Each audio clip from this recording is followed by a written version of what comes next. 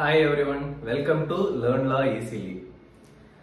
Generally, police officers பத்தி ஒரு ஜெனரலான opinion என்னன்னா, தப்பு பண்ணா போலீஸ் வந்து அரெஸ்ட் பண்ணிடுவாங்க அப்படிங்கிறது. அப்போ போலீஸ் ஆஃபீஸர் நினைச்சா யார வேணா அரெஸ்ட் பண்ணிட முடியுமா?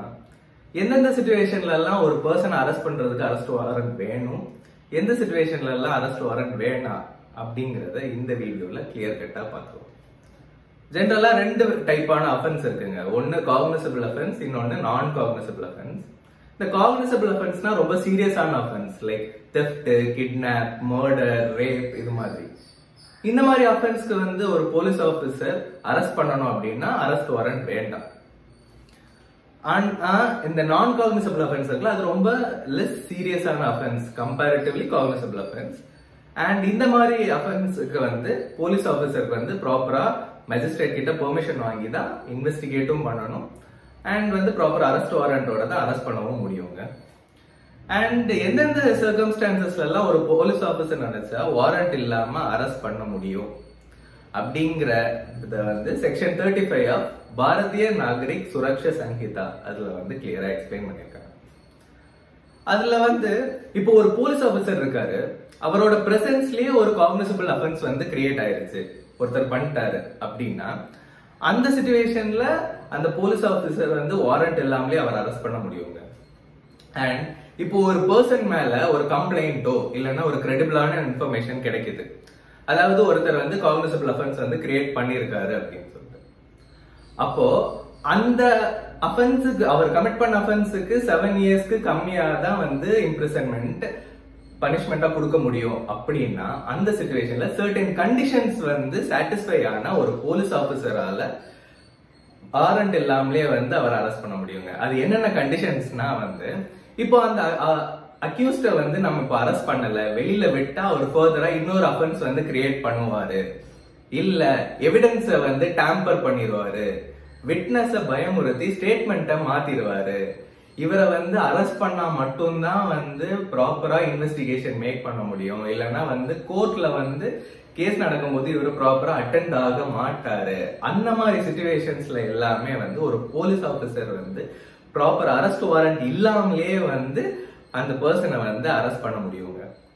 இல்ல ஒரு பர்சன் மேல கம்ப்ளைண்டோ கிரெடிபிளான இன்ஃபர்மேஷனோ வருது, அந்த பர்சன் கமிட் பண்ணிருக்க அஃபென்ஸுக்கு மோர் தென் 10 இயர்ஸ் வந்து இம்ப்ரிசன்மெண்டோ இல்ல லைஃப் இம்ப்ரிசன்மெண்ட், டெத் பெனால்டி வரைக்கும் நம்மளால பனிஷ்மெண்ட் கொடுக்க முடியும் அப்படின்னா அந்த போலீஸ் ஆபீசர் வந்து ப்ராப்பர் அரெஸ்ட் வாரண்ட் இல்லாமலேயே கூட அந்த பர்சனை அரெஸ்ட் பண்ண முடியுங்க.